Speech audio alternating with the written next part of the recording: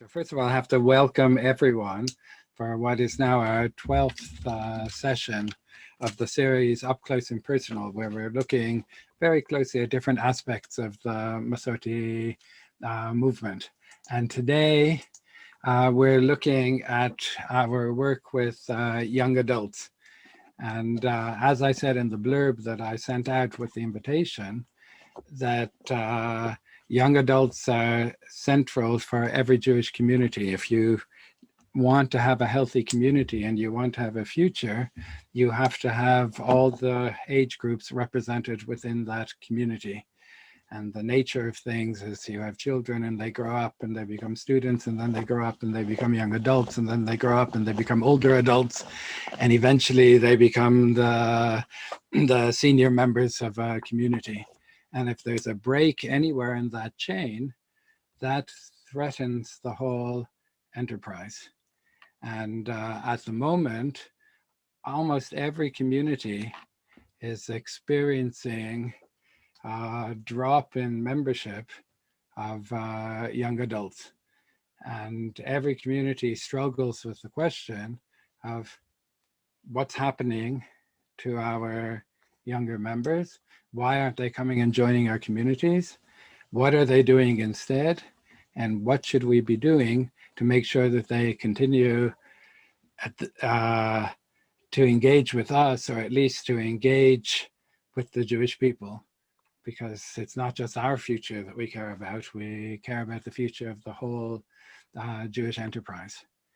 Today we have the representatives of Marom, the part of the Masorti movement that deals with working with the young adult age group. It's a very challenging age group, and I think that the people who are doing this work should be blessed for the wonderful work that they're doing and the important contribution. So we want to hear today about what's happening in Marom, but we want to hear not a sales pitch, but we want to hear about kind of what you see the challenges of working with this age group, and what are your thoughts about what you're doing and what we should be doing in order to be more successful. So I'm going to hand over, and we have a number of speakers from Marom today. And the first of the speakers is Roni Levin, who is the director of Marom. And Roni will be introducing the whole evening. So, bevakasha, Roni, over to you. Toda, Rabbi Chaim, and shalom everyone. So I'll start. I'll try to frame the conversation or frame, the issue that you are dealing with, and then we'll have a couple of study case that we can learn from what is happening in Europe, and hopefully at the end we can have an open conversation. And again, as Rabbi Chaim said, it's a big issue, and we don't have all the answers. But hopefully framing it would allow us to know more and to at least address the issue in a better way. So working with young adults is not an easy task. But yes, we do feel that it's crucial for them to have a space to shape their identity. And it is important for the sake of our movement, of course, that that we will have a welcoming and expect a place for them to feel belong and welcome. Young people they search to find their people and and to find their place in the world. Being a young adult means that for the first time, you really got a chance to choose. You really got a chance to make decisions for the first time. It also means that for the first time, you can choose that other won't choose for you. So young people start to shape their identity and community. They will decide what profession will they have, or at least what they're going to start, and what they're going to study. They will choose their spouse. Is he going to be Jewish or not, for example? They will choose where they're going to live and probably move a few times afterwards. How their house is going to be. Will it be kosher style? Will they have a Jewish roommate, a non-Jewish roommate? Will it going to have a mezuzah? They're also going to make a decision where this house is going to be. Is it going to be close to a Jewish community or not? There are lots of decisions for young people, for a young person to make, and making all of those decisions will, at the end, shape his identity in general, of course, Jewish identity in particular. And also, I think that one of the thing that happening nowadays is that there are lots of options, and there are lots of places for them to go. When my parents got married, they were 21, 22. They had their first kids when they were 23. They worked in the same place for over 40 years and lived in the same community. The younger generation do it differently. They start a family in a much older age. They tend not to stay in one place for a long time, whether it's a home or a workplace. They also less invest in their future. They are more into the here and now. They are always, or not always, but they're on the move. Living in a fluid world and need to adjust. Therefore, their identity is fluid. Adjust to their social context. They want to experience and don't want to commit. They are not limited and obliged to one identity, to one community. That doesn't mean they are not looking for a community. That doesn't mean they're not looking for an identity. But it does mean that the crisis Rabbi Chaim talked about is real. There is a mismatch between what our communities and Jewish institutions provide and what young people need. So when we start a conversation, how to engage young adults in our communities, we need to understand where they are at and to think, what do they need? So let's take the option and now talk about what is happening in Europe. So I'm handing Roni the floor to you. Thank you, Roi, for that. I'm gonna share my screen so we kind of summarize it all, so we can go over it. Can you see my screen? The beautiful presentation that we made. Yes? No? Yeah. Okay. Great. So okay. So who is the target audience? And when we are looking at the young adults, we need to understand that we are not looking at one group. It's not one group age. There's many subgroups, and they're not defined necessarily always by age, but also by a status. So it could be students, it could be graduate that just started their career, it could be young professionals that already started and they're already 5, 6, even 10 years in their field. It could be singles, younger singles, students, and it could be older singles, 35. Sometimes you would have a young family at the age of 25, 26, and they would be feeling more connected to the older crowd, while you would have a single person who would be 34, 35, and he would be clubbing or with people. So we have different group age. We have young families also in that group age. And so we need to, in many aspects, to kind of explore our community and see what's the demographic situation that we're at.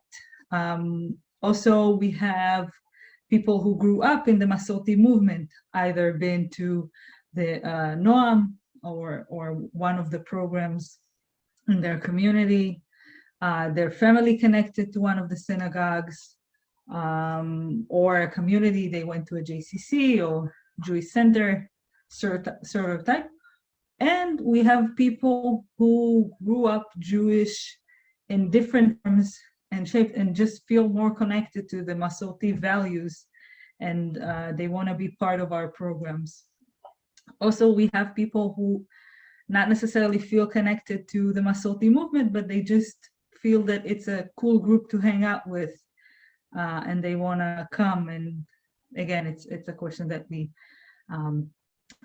need to address. Do we keep our door open? We're going to talk about it a little bit later. The other thing that we're handling, and it's a challenge in many aspects, is that, and we can see it in our centers, is that in the Jewish world, we have models for a youth movement. We know how a youth movement should look like. We know how a Jewish community should look like. When we are coming to a synagogue, there are certain elements that we expect.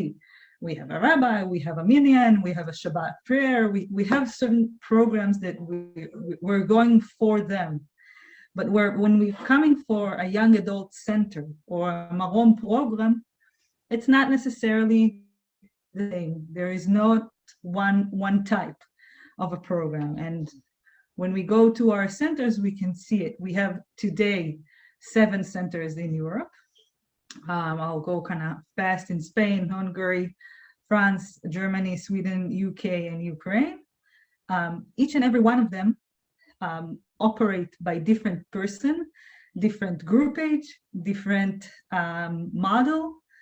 We will hear in a minute from 2 different study cases. And because of it, the program is very different. So we would see some similarity with the idea of it, but at the same time, each and every one of them take it to their own area, which is completely fine by us, because that's the way for them to promote it, and they do it the best way when they are connected themselves to the program. So we need to remember that that specific group age cannot be boxed, and the box that we used to put in the Jewish community is, this is how a Jewish community should look like, this is how a youth movement should look like. The young adult model should be more fluid and need to adjust to the group, to the demographic in the community itself. And we'll again open it for a conversation a little bit later.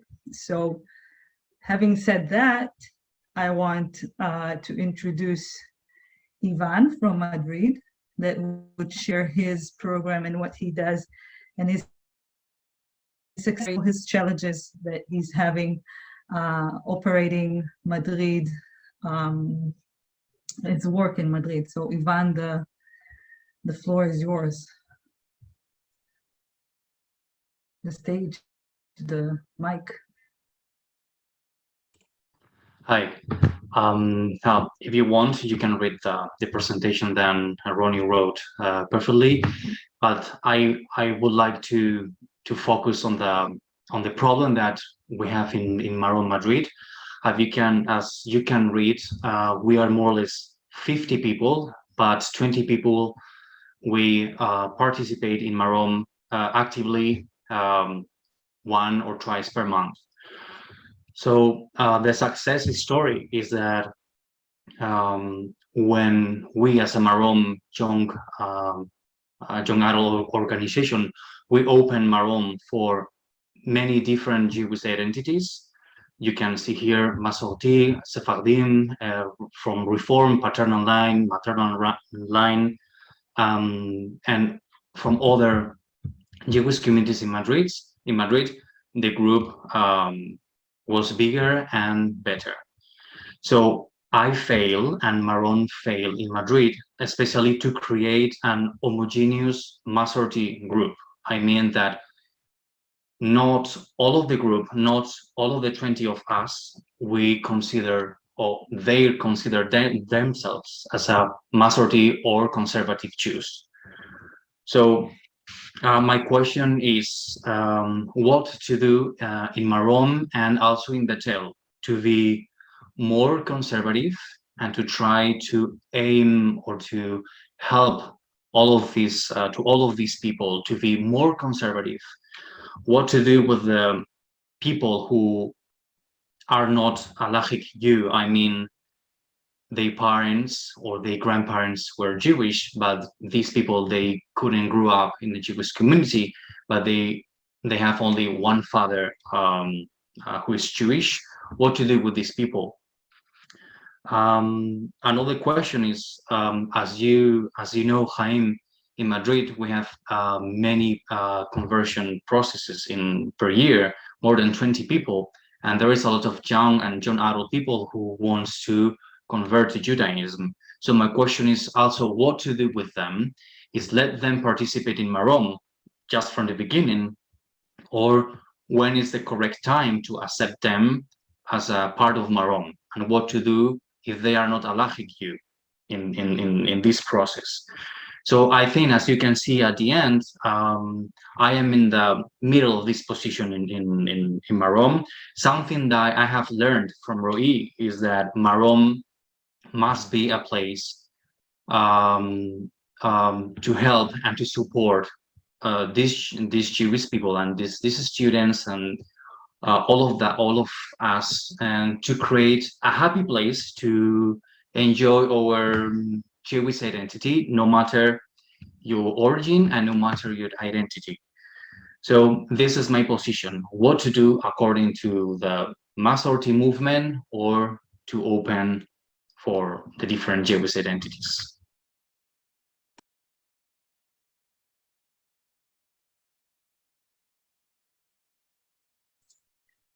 Thank you. You can continue, Roni. Yeah. Yeah, thank you, Ivan. Definitely good questions. We'll open it in a minute because I want us to hear Hannah as well. I believe we've talked about that, so I didn't pass that slide. Hannah, are you with us? Yes, I'm here. Okay. Here you go. Go for it. Thank you. So I thought I would just start by talking a little bit about how Marom functions in the UK.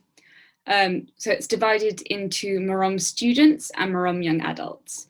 And Marom students is generally held by the Marom field worker, which is me this year, but it's primarily run by individual students on their campuses. So it's run by the members of Marom for their peers, which is very successful.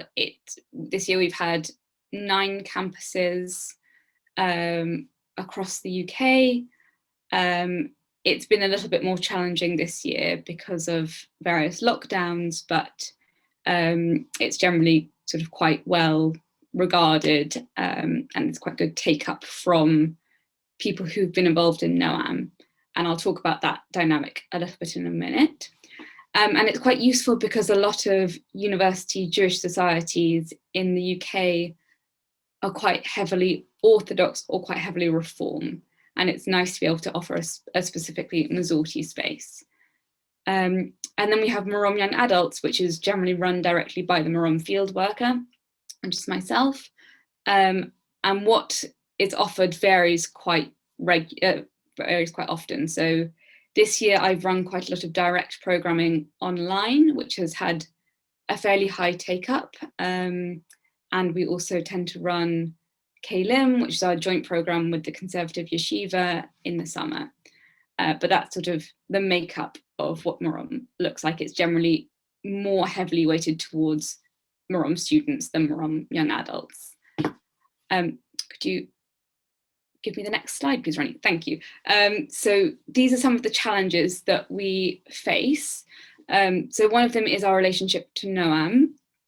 Noam is very well developed in the UK, which should give us a very nice transition moment from people finishing in Noam and moving into Marom. But actually that tends not to happen. People drop off after they've been involved with Noam and have been madrachim with Noam for a number of years. And we're not very good at bridging that gap between Noam and Marom and bringing people who have been heavily involved in Noam into Marom. On the flip side, that means that Marom is often viewed as just a sort of grown-up version of Noam. So people who haven't been involved in Noam feel like Marom isn't a space for them. A second challenge that we have is, as Roi touched upon, a sort of lack of clarity around Marom and what it's there for. People don't seem very sure, and I think we ourselves sometimes are not sure what we are doing. And I think a very specific problem to the UK is a structural challenge regarding my role, which changes on a yearly basis. So there's a new field worker every year, and I share half the time I work for Noam and half the time I work for Marom, and that sort of entrenches some of the difficulties regarding our relationship to Noam. And then I think the two most difficult issues are the last ones at the end here. So firstly, young people either don't want to be tied down, they don't want to belong to a specific synagogue that is in a specific location, or they've created their own spaces. In London, we have quite a lot of minyanim that are developing, that are run by young adults themselves, and they tend to float around a little bit more. They don't have a synagogue building. And that sort of young adult space is much more valuable to people than a synagogue space. And then I think the last challenge is one that I've been hearing a lot about recently, which is really a slow development in the adult Masorti movement, and young adults feeling like they're not sure that they want to be a part of the Masorti movement if the Masorti movement can't react quickly enough to changes happening in wider society, if it doesn't respond to social protests that are happening, if it isn't moving quickly enough towards full egalitarianism. That feels like it's a really potent issue for young adults at the moment, and one that we need to grapple with if we want to keep young adults in the movement.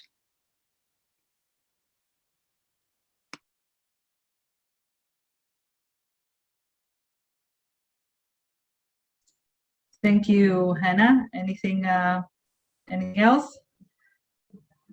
You're good. Okay, thank you very much for sharing and openly about the challenges that you're having.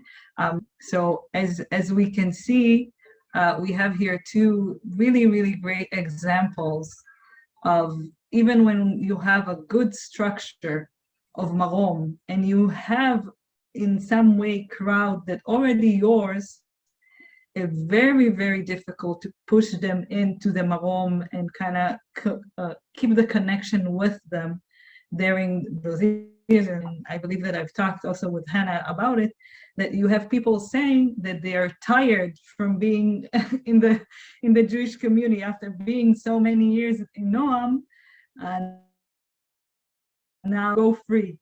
So it's a question for us as a community, but also as Marom, what would make them feel that they want to stay connected and not feel like they're still a non-participants? So that's one of the questions that we ask ourselves, and it's a conversation that we're having with the community that have a strong Noam chapter, that already have the basic madrichim there that we can work with. Also, you can see on our presentation that Generation Z, that's the generation that we're handling today, don't want to be defined and don't want to be labeled. So following Ivan's question, do we work with people that are on the process of converting?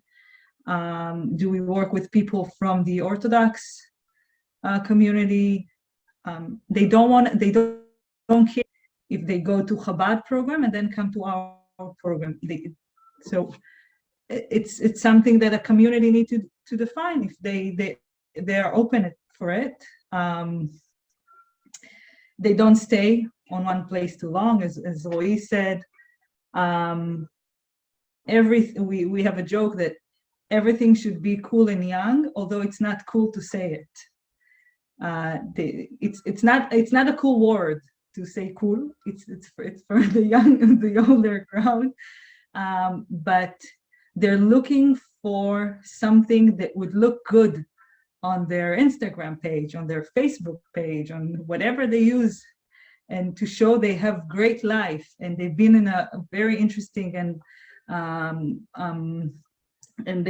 they did something that it's unique, and not just I went for Shabbat dinner with my friend. It could be nice, but I want it to be cool and young, and for my group, and I wanted to have cool and young people with me. Okay, it should be also, this is why I think one of the things that we've talked about as well with Hannah is that her group age is 23, 24, 25, and when she approached the older crowd, 33, 34, 35, they would say, wait, I don't want to hang out with the younger people because it's not cool and young, although they are 10 years younger than them.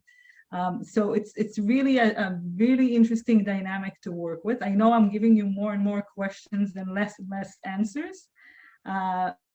It's something that we are having the conversation all the time. We are having the question how a Marom Center should look like. It's a challenge for us. We've talked about the subgroups, and we also witnessing a very strong lack of young leadership involved in the community. So either they don't sit in boards, they're not participating in the community activities, they're not speaking up to say what they want, and they're just not there. And for us, when we came to look for young leadership to work for us, even work for Marom, it was not as easy as we thought it would be. We said, hey, we want to pay you. And it's not, sometimes it doesn't look as a career that they want to approach.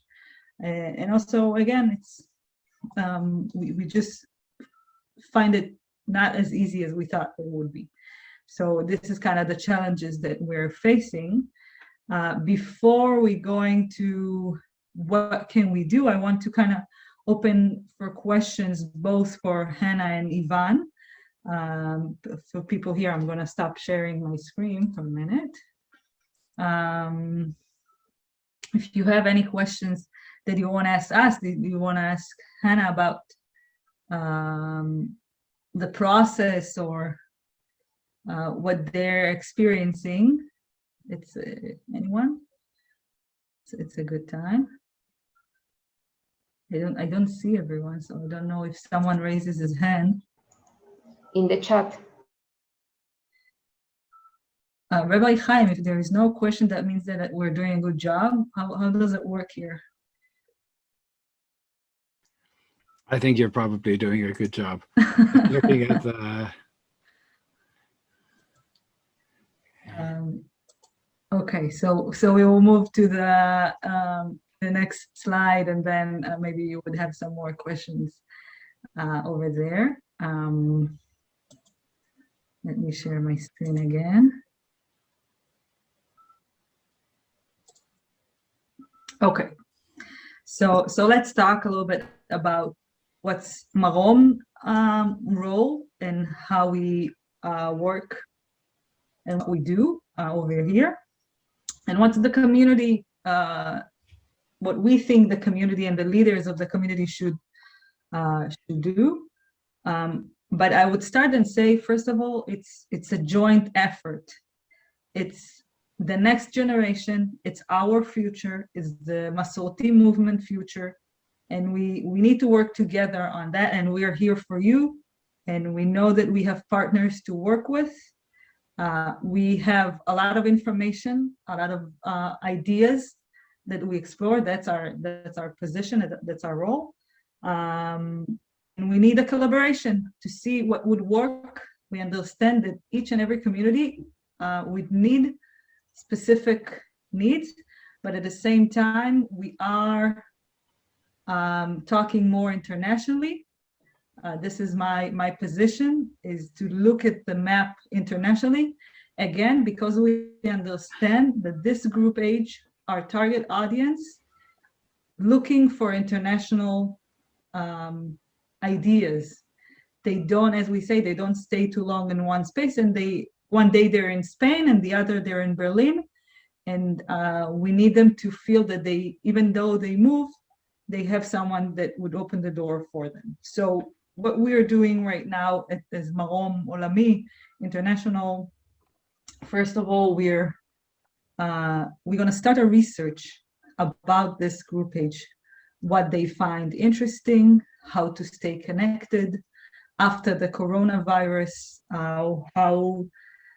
what they're looking for. We have a feeling that the coronavirus in many aspects helped us because they do want to belong as part of the community. They felt very lonely, being alone in their apartments and and not connected to any program. But it's just a kind of gut feeling that we have right now. We're going to explore that. And with that research, we're going to build the right content. Obviously, we're going to share that information with you. We're starting to build leadership development, to start from the Noam group and find and locate young leaders that we can kind of push them on together and work with us with the years and make it more, first of all, accessible and also cool and young to be a leader in the Jewish community. The other thing that we're working on right now is a virtual space. We understand that the virtual arena is now, obviously after the COVID, is very, very important. They're there, they're using social media, they're looking for content in that area. There, as Hannah mentioned and said, it should be activism. It should be something that's close to their heart. They want to be meaningful, but at the same time, they want it to be comfortable and they want to do it out of their couch at their home, at their apartment. So we are working on it and developing that as a website, as a Facebook pages and everything. We're explaining. By the way, different countries have different needs, so it's not as easy to explore that, but we're mapping it.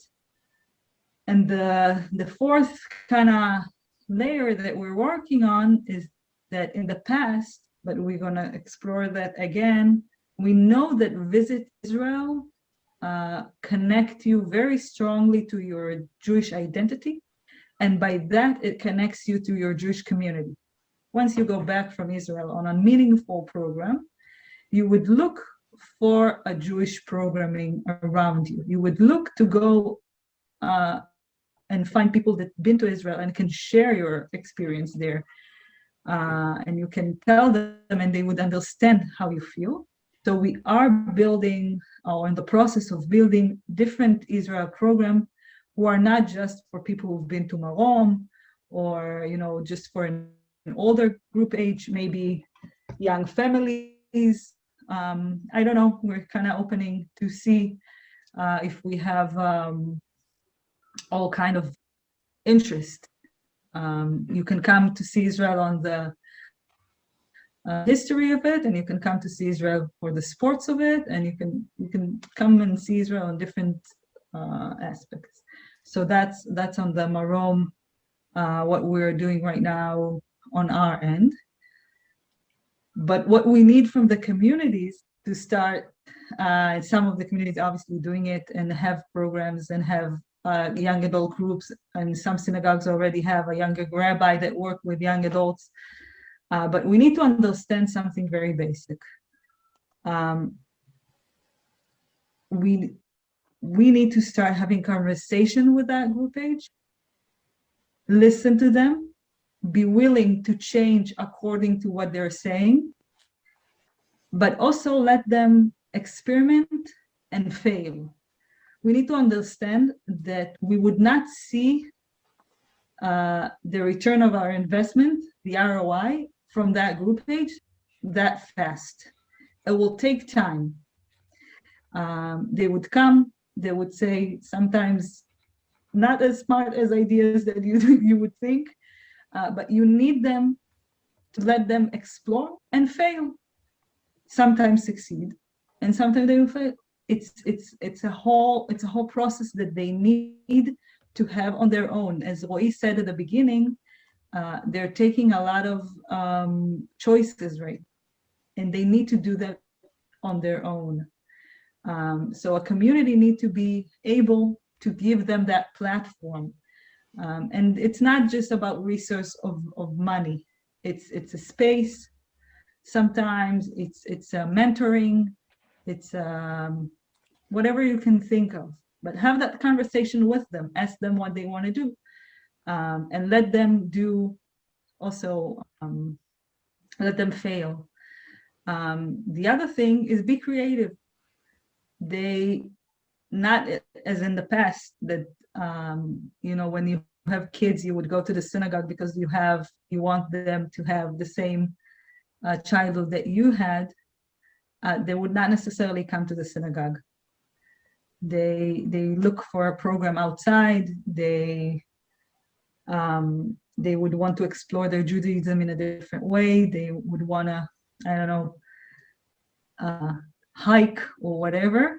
So for, as a community, as leaders of the community, needs to be a little bit more creative, thinking a bit more creative about how to communicate with them and not do what we used to do until now. Oi, did I miss anything? Like how am I doing? So I'll add just, I think that one thing we want to emphasize is how do we define success here? And usually we define success in matter of how many programs and how many participants. And I think in the sense of working with young adults, it's a different type of definition. And I think the question is, how do we create a space for them to explore, to experience? It's not so much about necessarily the numbers. Of course, we want to get to touch more people, to allow them to have their Jewish journey and to be in touch with the Masorti Judaism. But at the end of the day, it's their own journey, and they need to find their Jewish identity within it, and they need to find the space and the place for them to feel comfortable and to feel that it's, and I think that in that sense, it's the time, it's the patient, it's the place, it's the understanding that they will fail along the way, and that's part of the process. But I think that for them to feel welcoming and feel that they are part of the community in the deeper sense, not just inviting them for, I don't know, a David Broza concert because he's there, is really understanding where they're at and what they need. That's, again, a conversation. The dialogue is not necessarily about the talking. It is about the talking, but it's also about really listening to what the needs of young adults. When we've talked about leadership, I think part of the leadership, yes, young people, they move around, and it's not easy to track the leaders. But it's a question of how do we as a movement are willing to change the way that we operate in order for young people to feel welcome. The question, if we have board meetings, how does the board meeting allow young people to feel that they are heard, that making the decision is not so far away from where they're at, but it's also something for them to feel that they're influencing the agenda and they have a say on the agenda. And I feel that this is part of the conversation, and this is part of the way that we as a movement would make young people feel more comfortable, feel that they feel that they own their Judaism, but they feel that it's part of, they want to be there. So, and now if there is any questions, or Hannah, Ivan, if you want to add anything, please do. I also see that both Ron Rubin, who is our chair, sorry for putting you on the spot, and Rabbi Joel is here as well. So if they want to add anything to the conversation, as being involved in Marom for many, many years, please do so.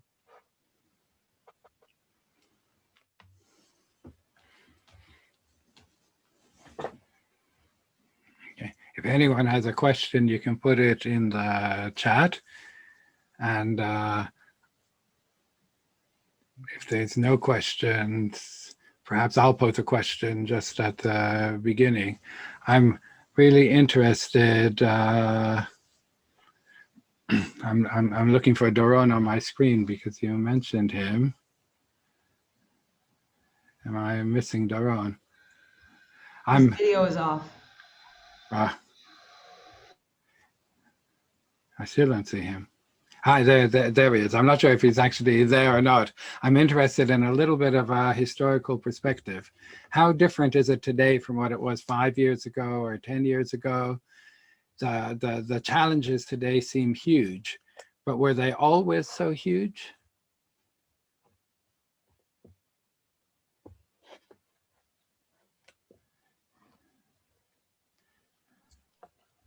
Okay, so Roni, Jaron do can't you answer me. wanna? Oh, So maybe Roi, maybe you want to reflect on that. You're muted. Yeah. So can you repeat the question, and I'll be Right. happy to. I know the challenges seem huge. They're huge because we don't know who we're speaking to, and we don't know what works. And there's such competition with other ways of identifying and other ways of doing things. And I'm asking myself, if from a historical point of view, has it always been like this? I mean, it's always been a difficult age to work with.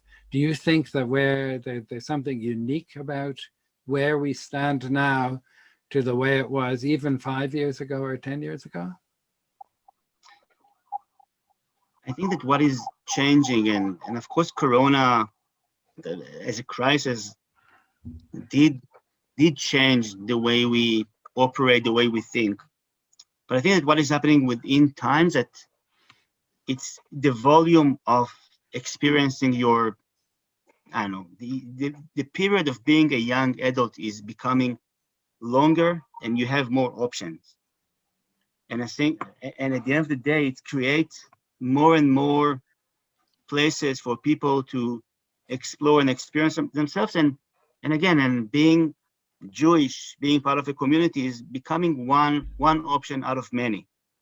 And it's not that it wasn't there 5 years ago, but I think it's just become more and more intense.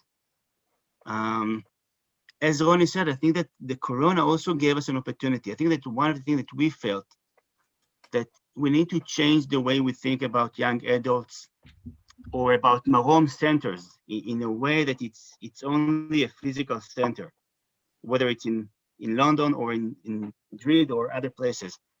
But there need to be a different dynamic between the network, between the different people that can, whether they grew up in the movement, but they want to have, just have different content, whether it's people that don't live in a city where you have necessarily a Masorti community or a Marom center.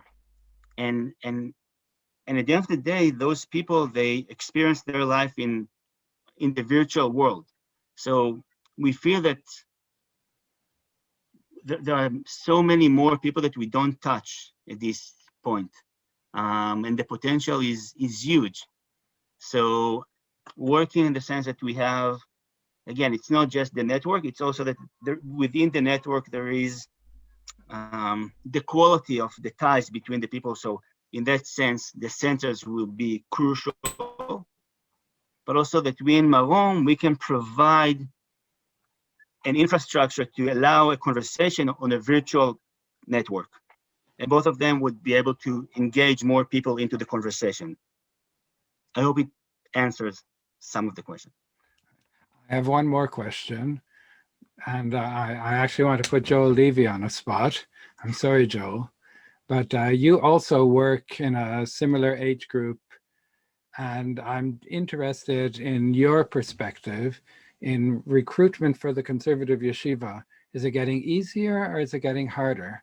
If people moving away from communities engaging more in extra communal organizations, or they're just drifting away from Jewish things altogether?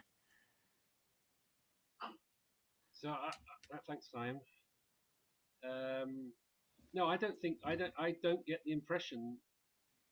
Look, I'm in a very privileged position because I sit in Jerusalem, and I don't have to. I don't sell. Like people who come to the yeshiva are a self-selecting group of people who've already decided that they've gone over that threshold that they really want to engage seriously, to take a year out from their adult lives and to learn, that's a very, that's a very precious self-selecting group of young people. But the numbers of people who are knocking on the door are not going down in the conservative yeshiva. It's not like people are saying that there are fewer people who want to do that. And I wonder if, what's been described this evening, which is like, it's really, it's been a very, very interesting presentation, is such an open marketplace of ideas and experiences that young people are being exposed to.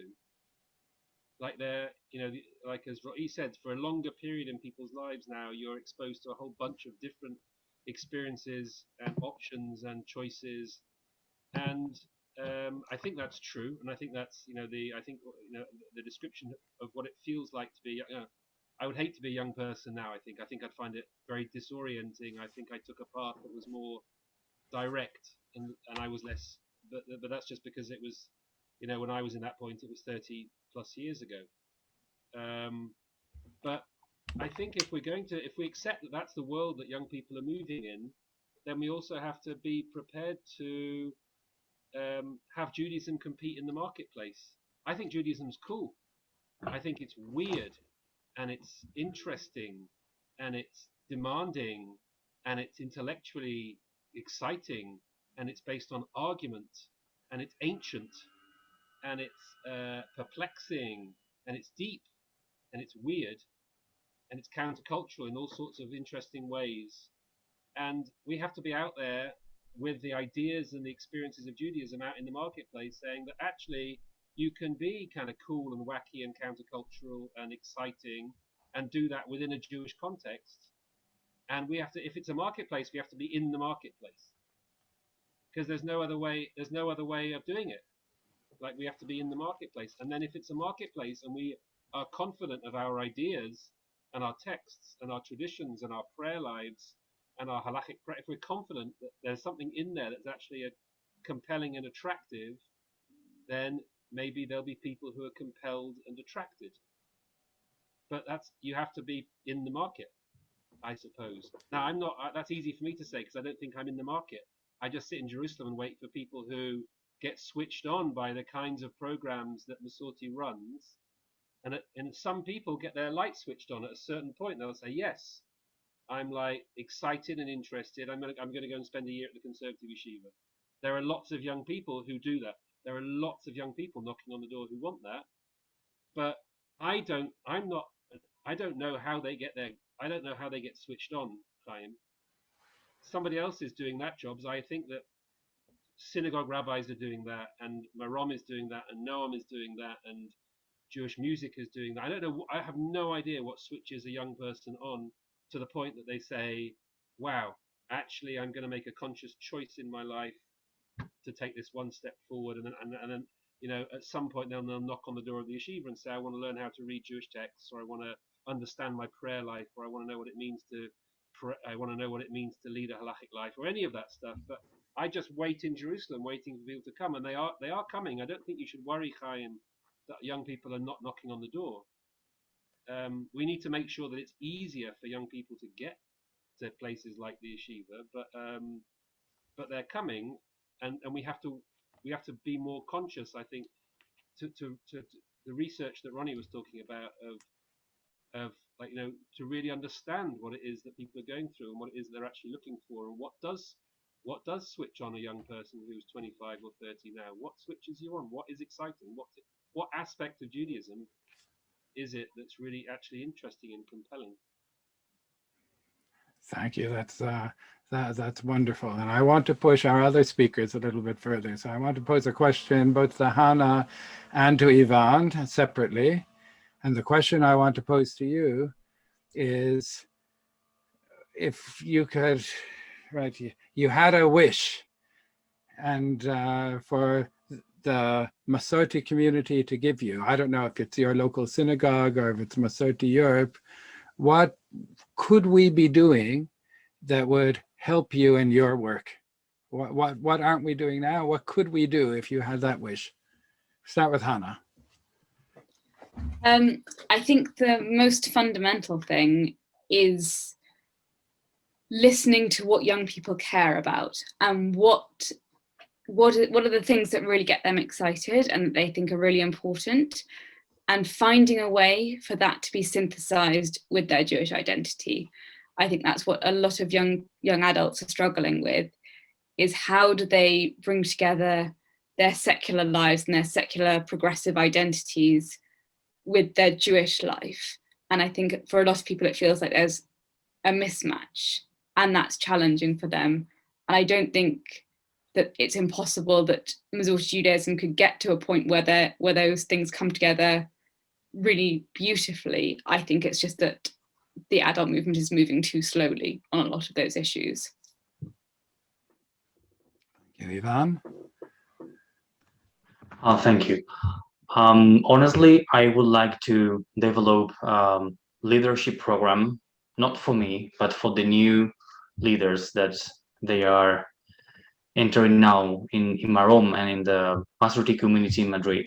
And in a few years, they will become in the future leaders, and they need a special program to learn how to do that. And also, I wish we could be part of the community, taking action and be part of the decisions of the community. So raise our voice and has a vote inside of the community. Thank you. Thank you. Thank you.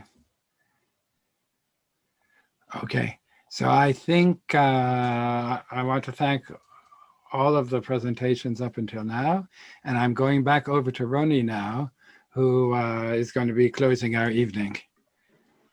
So I'm gonna let we want to leave you with a little bit of an inspirational story, and not just with the challenges and the difficulties that we're having. First of all, we are full of energy and we're here to do our job, so don't be concerned about that. But we do want to share our story from, it's not in Europe. I'm gonna let Roi talk because he knows more about that than me. So I'm gonna share the screen for a minute. And in the meanwhile, I'll say that again, if you listen to what Hannah and Ivan are saying, there are lots of success in what they are doing. I mean, the fact that Ivan was able to create a group of 50 people that come on a regular basis to Marom activities, it's not something that we should take for granted. Yes, I mean, there are lots of questions around it, and how do we make it stronger and how do we make it more constant? But if we think about, you know, where we were in Madrid a few years ago and where we are now, I feel that it's a huge success, and we don't have to go to Uganda, even though we will go to Uganda in a second. And I think the same goes with UK. Yes, we do have the issues and how the transition from Noam to Marom is happening. But I think as long as we're asking those questions and we're having a community that dealing with that issues, again, I really resonate with what Hannah said. It's the Masorti movement as an idea, as an ideology, can be very relevant for young people. I think it's how do we make sure that young people feel, you know, that it's also theirs. So we wanna say, I also say a few words about the research because people asked, and maybe how it's all connected. The idea of the research, in a way, it's we know that you know, the less Pew research talked about the fact that 6 out of 10 people that grew up conservative Masorti don't identify with the movement anymore. It can be probably for many, many reasons. We don't know if they don't define themselves as religious or conservative, but I think that what we want to do in the research is asking people that stays in the movement, stays in Marom, what keeps them in, you know, what do they gain from being part of the group, the young groups, communities, and also get to the people that are not involved and ask them why you're not involved, what's your pain. And I think that combining those two, we'll try to get 2 things. One is, how do young people identify themselves? Are they part of a network? Are they part of I know, a community? How do they feel, how do they want to feel belong to something, and also what is the content that they want to have. And ideally, we'll work with all of you, but the idea is to get to as many people as we can at the end, create some kind of a research, and then it would help us better define how to move from here. So I'll say that the story of Uganda is a story of a very small community with probably around 2,000 Jews. And within that, it's probably less than 100 young people. Most of them live in the eastern part of Uganda in villages.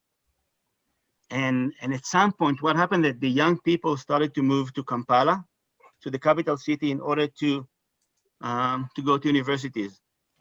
And they didn't have a place, a space. They didn't have, how to experience their Judaism. And when we started to work with them at the beginning, we tried to give some money for them to be able to do Shabbat dinners, to celebrate the holidays. But we knew all along that there are two things that they'll need. One is a stronger connection to Israel.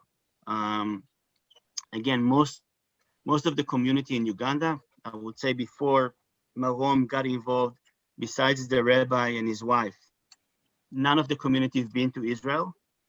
And they didn't have a space in Kampala for a community. So a few years ago, we have worked with them to have both a Matzah program and a birthright program. It's a complete game changer in the fact, and this whole concept of what is the place of Israel in their identity, having almost 50 people come to Israel. Again, the story of Israel, of them not having too much knowledge about what Israel is all about, coming to Israel, experience, meeting other part of the movement, meeting Noam members in Israel, the leaders of the movement. It gives them a lot of knowledge and a lot of strength to get back. And the other thing is, again, we knew that it is to allow them to have a space and to help them to get a space in Kampala, to have a community. So 2 years ago, we opened Beta Marom Uganda in Kampala for them. So now they have regular Hebrew classes. Rabbi Gershom, the rabbi of the community, comes once a week to teach them Torah. And there is something, again, we started in a very small, and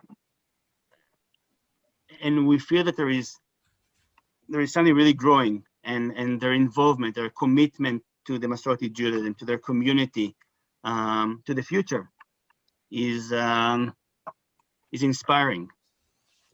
So we have a lot of work, but there is also lots of successes. And again, we're here to work with you and to help in any way we can. Toda raba. Thank you very much. And we're coming to the end of our program this evening. So first of all, I want to thank all of the speakers this evening. I want to thank you for opening up in front of us to talk about the challenges, but also to talk about the opportunities, and to leave us both in despair, but also inspired by the possibilities of things to do. And I think I took home from this is kind of listening, creating opportunities, just opening doors and enabling people to do the things that they need to do. And I hope that all of our communities open themselves and engage with one of our biggest challenges, but also one, as I already said, one of our biggest opportunities. So thank you for all the wonderful work that you do. And we're going to go on now. So this was the last session for the season. We had originally planned 2 additional sessions, But we see that as we get into the summer, it's harder to bring people together. So the last 2 sessions of the season are now going to be postponed, and we'll be doing them in October, the very famous Achrei Chagim, but we'll be doing them more when people are back and not when people have half a foot out the door for their summer holidays. So I want to thank all of the participants, all of us who have worked so hard during the year, and I look forward to seeing you again in October when we come back again and we have our last 2 sessions. The next session is looking at what we do online. We're looking at our websites, we're looking at our social media, we're looking at how synagogues engage with the world online, which is a bigger and more important question all of the time. So we'll be looking at some examples of communities that do that very well. And the last session is the one that brings it all together. And we'll be looking at the 14 units that we've done together and what it means towards how we build our Jewish presence in Europe. So thank you again to everyone, and to the translators, and to the team that put it together, and to the presenters. And I wish everyone a good summer, and look forward to seeing you again in the new year, as we say, after the Chagim. So shalom, shalom. Thank you. Bye.